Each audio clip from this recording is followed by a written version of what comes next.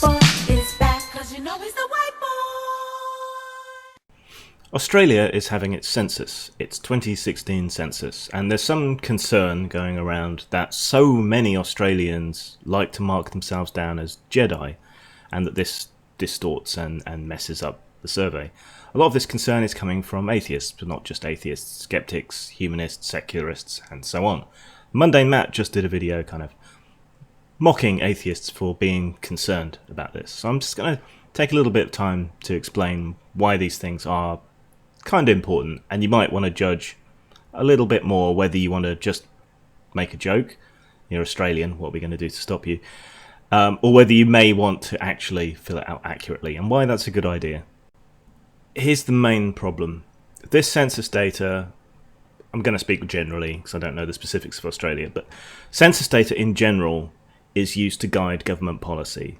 It reflects the populace. It lets them gauge what the sort of dominant beliefs are, what the dominant groups are in society, and helps channel funding, social programs, all that kind of stuff, helps guide education, and so on. Now, religious groups are fairly powerful sort of voting blocks, so they have a fair amount of political sway, which means they command a lot of attention. I mean, there's more atheists and secularists and so on in America than there are Jews, but Jews hold a lot of political sway because they're a cohesive bloc with significant interests like Israel and so on. And no, that's not conspiracy theory. Ooh, the Jews. It's just that's the reality of it. So by identifying yourself as secularist, as humanist, as atheist, as a non-believer, that can then be reflected in government policy. It can help delegitimize religion's involvement in government. It can help push secular and non-religious concerns higher up on the agenda. And I'm not saying by any means that we all agree about anything or everything, because getting atheists to agree on anything is like herding cats, but there are certain common majority points of view. Like, how involved do you, as a non-religious person, or at least someone who is non-religious enough to put down Jedi, how much do you want religion to be involved in education? Do you want creationism being taught in schools? Do you want Bible classes and so on alongside regular classes? Do you want that kind of slant on kids' education? When it comes to charity and social investment, do you want the money that's available from government to go to religious groups to do this stuff, or secular groups? Keep in mind that religious charities are statistically less efficient than non-religious charities. So effectively, do you want money to be wasted? And do you want charity to be promoted alongside religious dogma? These are genuine concerns.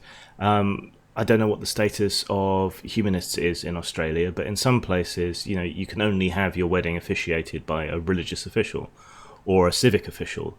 So there's no middle ground. There are humanist celebrants in some countries which fulfill the role of priests, but are non-religious. They do non-religious wedding services, non-religious funeral services, and so on. Do you want them to have decent legal status? So basically, it's a bigger question than just having a laugh on the census, because when they see Jedi, they're just going to write these people off as people that don't matter. Whereas if you put down atheist or agnostic or non-religious or whatever other non-religious option you've got, that's going to be reflected later on in government policy, in government thought, in think tanks. When they're going for votes, they're going to be able to see that there's some more significant non-religious groups that might soften religious rhetoric and up secular rhetoric. And these are important things to think about, to be concerned about in the world, especially at the moment. So it might be fuddy-duddy and so on, and I'm certainly not saying that if you're dead set on calling yourself a Jedi, then, by all means go for it. But just consider, it's not a silly thing. To an extent, it is serious business. And it will affect things, reflect on government policies and so on further down the road. And this goes for censuses around the world. Censuses? Censuses. Goes for those around the world. The more accurate information you put down, the more your government's policies and ideas and so on will reflect you.